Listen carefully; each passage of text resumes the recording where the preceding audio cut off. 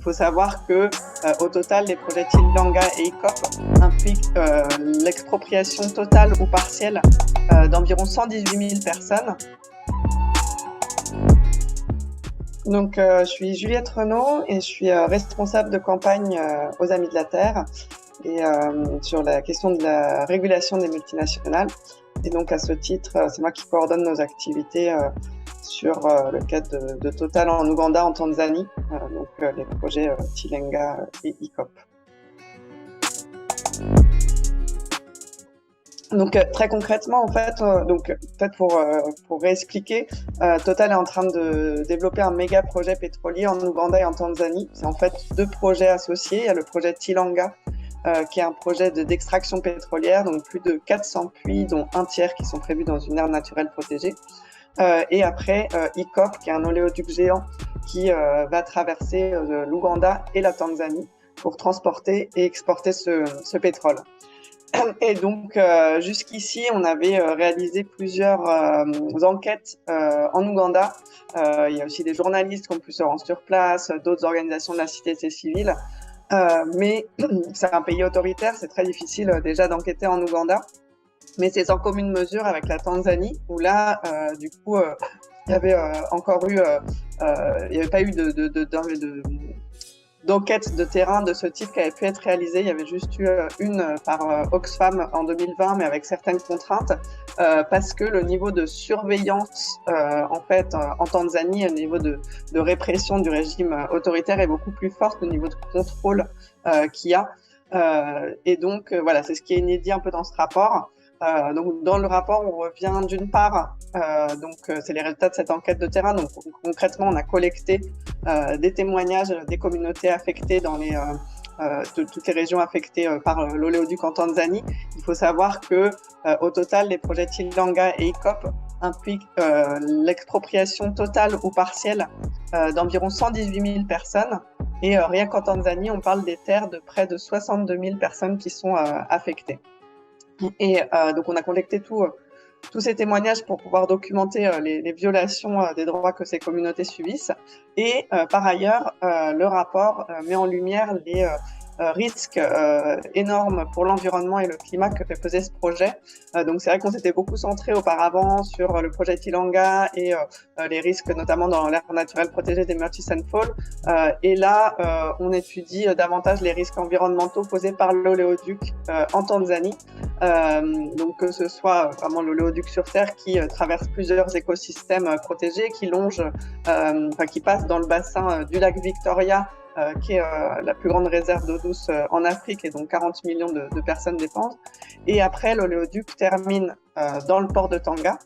Et là, il y a aussi un danger énorme, parce qu'on va avoir un port pétrolier, avec donc les tankers pétroliers qui vont venir se ravitailler. On est dans une zone de biodiversité marine protégée également. On est à côté de l'archipel de Zanzibar, etc. Donc, on a un gros risque de marée noire dans ces zones protégées, sachant en plus que c'est un risque qui est soumis, que c'est une zone à risque de tsunami et de cyclone. Et ça, par exemple, c'est des risques qui sont pas du tout pris en compte par Total. Et donc, c'est ça qu'on dénonce dans ce rapport. Et la dernière chose de pourquoi ce rapport, c'est parce qu'en fait, on a lancé une action en justice. Donc, quand je dis nous, c'est les Amis de la Terre, Survie et 4 associations ougandaises, Afigo, CRED, NAPE, qui sont les Amis de la Terre Ouganda, et Navoda, contre Total en France. Et donc, ce rapport, c'est une nouvelle preuve qu'on verse à notre dossier judiciaire, et on l'a rendu public là cette semaine, parce que mercredi prochain, mercredi 12 octobre, on aura notre audience au tribunal judiciaire de Paris face à Total. Du coup, donc, comme je disais, c'est en Tanzanie seulement, ce projet touche les terres de près de 62 000 personnes. Il faut dire que ce sont principalement des agriculteurs, et du coup, leur terre, c'est leur principal moyen de subsistance. Et là, ces personnes, en fait, les témoignages qu'on a pu collecter montrent qu'elles ont dû céder leur terre sous la contrainte, c'est-à-dire qu'on les a pas consultées, on les a pas bien informées non plus, et on leur a dit, voilà, votre terre va être prise pour le projet, ils n'avaient pas le choix. Bien que les compensations qui sont proposées soient insuffisantes. Et donc ils nous ont dit, on a dû signer parce qu'on nous a dit, certains disent, on m'avait dit, c'est soit vous acceptez cette compensation, soit de toute façon la terre sera prise sans compensation. Donc c'est la première chose terrible et qui est la première violation tout simplement de leur droit de propriété. Et par ailleurs, normalement la compensation devait être versée dans les 6 mois, sauf que ça fait plus de 3 voire 4 ans pour certaines personnes qu'elles attendent leur compensation.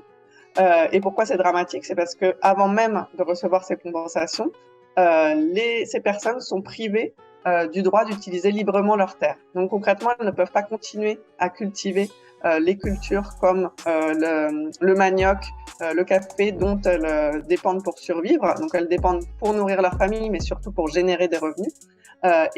L'entreprise ne les autorise qu'à cultiver, et ça seulement dans un deuxième temps, en fait, à partir de 2019, les ont commencé à les autoriser à cultiver des cultures qu'on appelle cultures saisonnières, qui mettent moins de 3 à 6 mois à pousser. Et concrètement, ça leur permet pas d'en vivre. Et donc, on a un appauvrissement des personnes. On a des personnes qui nous témoignent de graves pénuries alimentaires. Ils n'ont plus de quoi nourrir leur famille. Ils n'ont plus de quoi mettre leurs enfants à l'école, etc. Et il y a d'autres restrictions. C'est pas seulement la question des cultures. Il y a par exemple, on leur interdit de réparer leur maison, alors que c'est des maisons qui sont fabriquées dans des matériaux précaires qui du coup nous demandent un entretien permanent. On a jusqu'à des témoignages qui nous parlent d'effondrement de maisons qui ont été signalés aux équipes du projet ICOP et qui ont dit non, on peut rien y faire, vous n'avez pas le droit de réparer votre maison. Et donc, c'est vraiment des personnes qui sont laissées dans un désespoir total, et donc avec ces violations en chaîne de leurs droits. Non, on n'a pas pu enquêter sur ce volet-là. Par contre, ce qu'il faut savoir, c'est que en Tanzanie, dans la zone du port, en fait, un des sous-traitants de Total, ça va être Bolloré. Et donc voilà, c'est une autre entreprise française qui est malheureusement bien connue pour les violations des droits humains, des droits des travailleurs, etc. Et donc ça, c'est quelque chose qu'on va suivre de près aussi. Donc voilà, mais on n'a pas pu enquêter sur le volet soutien de l'État français. Alors, il y a un soutien de l'État français qui est de toute façon diplomatique, qui est général au projet ICOP. Donc dans ce sens-là, même si les relations étaient plus avec l'Ouganda, en fait, ça soutient le projet en entier, donc aussi la partie tanzanienne. Par contre, on n'a pas pu enquêter sur des liens ou sur le rôle peut-être de l'ambassade française en Tanzanie, comme on a pu le faire pour l'Ouganda. Oui, concrètement, c'est là où la Tanzanie, bien que l'Ouganda soit déjà un pays autoritaire, que nos partenaires et les militants en Ouganda sont en permanence harcelés. Là, on a 9 étudiants ougandais qui ont été arrêtés mardi, qui sont toujours détenus, simplement parce qu'ils ont voulu manifester contre le projet ICOP. Donc la répression est très forte en Ouganda, mais en Tanzanie, c'est encore plus fort. C'est-à-dire que il n'y a même pas vraiment d'organisations de la société civile qui peuvent être en contact et en soutien avec les communautés, comme on peut avoir en Ouganda. Donc les communautés sont vraiment laissées à elles-mêmes. Alors il y a quand même des militants tanzaniens. Il y a d'ailleurs l'enquête a été réalisée avec un militant tanzanien, l'enquête de terrain. Mais c'est vrai que c'est encore plus difficile et encore plus dangereux pour que ce soit les organisations de la société civile, mais aussi les journalistes, de critiquer en fait ce projet. Et c'est impossible en fait quasi d'enquêter. Et concrètement, mon collègue, parce que moi c'est pas moi-même qui suis allée en Tanzanie, mon collègue qui s'est rendu en Tanzanie avec ce collègue tanzanien, ils ont dû se cacher de la police. Leurs enquêtes ont été interrompues justement plusieurs fois parce qu'il y avait la police ou les autorités locales qui surveillaient. Parce qu'en fait, dans chaque village, il y a un responsable de l'État en charge de la sécurité et qui va traquer les moindres déplacements d'une personne qui serait étrangère au village. Et concrètement, l'enquête a dû être raccourcie en raison de ces contraintes. Disons que nous on constate, on ne sait pas exactement ce qui a mené à la décision. Ce qui est sûr, c'est que au tout départ, l'oléoduc devait passer par le Kenya. Là, Total a fait le choix de la Tanzanie. Alors, je peux pas dire que Total a fait le choix de la Tanzanie parce que c'était plus facile d'accaparer les terres des personnes. Je dirais plutôt qu'ils ont fait le choix de choisir la Tanzanie, bien qu'ils savaient qu'il y avait ces risques de violation des droits humains. Il faut savoir que Et donc ça, c'est vraiment ce qu'on reproche aussi par rapport à leur devoir de vigilance, à ce devoir d'identifier et prévenir les violations aux droits humains qui peuvent être causées par l'activité. Concrètement, moi, j'ai pu détricoter, lire en détail une étude d'impact sur les droits humains qu'ils ont commandité à un consultant en 2018, mais qui a été rendu public que l'année dernière. Et ce consultant, en fait, identifie tous les risques, que ce soit en Ouganda ou en Tanzanie, justement, liés au fait que ce sont des régimes autoritaires, liés au fait que dans ces cas de grands projets, les grandes communautés ne sont pas consultées, etc. Et donc, normalement, Total aurait dû conclure, en fait, je ne peux pas développer un projet de cette magnitude dans de tels pays parce que c'est sûr qu'il va y avoir des violations des droits humains. Et en fait, ils ont maintenu le projet. Ils continuent de le maintenir malgré ces alertes. Là, quand les étudiants ils ont été arrêtés, on a interpellé aussi Total sur les réseaux sociaux et eux, la simple réponse, c'est de dire qu'ils sont très attachés à la liberté d'expression, que quand il y a des gens qui sont arrêtés, ils ont été jusqu'à Patrick Pouyanné, le PDG de Total, a été jusqu'à écrire au président tanzanien, mais en fait ça suffit pas. Il faudrait tout simplement dire en fait les gens ne devraient même pas être arrêtés parce que juste le fait de les arrêter, là en plus ça fait plusieurs jours qu'ils sont détenus, en fait c'est un outil qui est utilisé pour faire peur aux gens et pour que les gens n'osent pas critiquer le projet. Et donc s'ils respectaient leur devoir de vigilance, ils devraient suspendre le projet vu les situations sur place.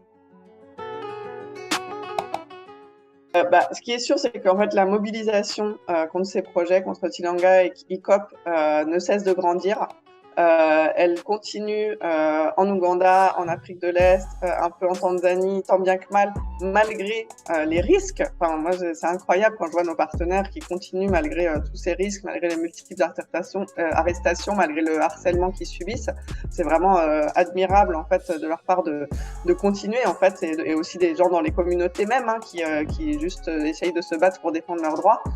Et c'est relayé par une mobilisation internationale. Donc, on en fait partie de la coalition internationale Stop ICOP qui réunit des organisations et des militants un peu partout dans le monde. Et donc voilà, ça a gagné le mouvement climat en France. Nous, on va continuer cette mobilisation et c'était très important en effet qu'il y ait aussi cette solidarité dont aux Amis de la Terre, on travaille pas mal avec les syndicats et notamment par exemple les syndicats sur la lutte de la raffinerie de Grand Puy. Et donc, pour nous, c'est en effet très important qu'il y ait cette solidarité entre les différentes luttes contre cette entreprise, que ce soit en France ou dans le monde. Et parce que, voilà, nous, on est pour la sortie des énergies fossiles, qui est nécessaire, qui est inévitable, mais il faut que ça soit aussi une transition qui soit juste pour les travailleurs de ces secteurs et du coup organisée pour que ce ne soit pas eux qui en pâtissent. Donc, c'est une transition énergétique qui est nécessaire d'un point de vue environnemental et climatique, mais elle doit se faire de façon socialement juste.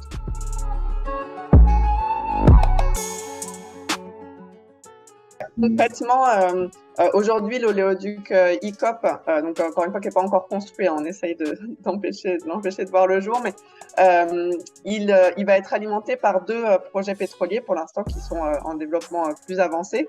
Donc il y a le projet Tilanga, c'est le projet qui est opéré par Total, donc avec ses puits, donc c'est dans la zone des Grands Lacs, aux abords du lac Albert en Ouganda, avec ses puits dans leur aire naturelle protégée. Les premiers forages sont prévus là de façon imminente en décembre. Et il y a un autre projet un peu plus petit, proche de Tilanga, qui s'appelle Kingfisher, qui est un projet dont Total est aussi actionnaire majoritaire, mais qui est opéré par son partenaire, la compagnie chinoise Sinopec. Donc il y a déjà ces deux projets, mais en fait, ICOP, c'est la voie au désenclavement en fait d'autres projets pétroliers.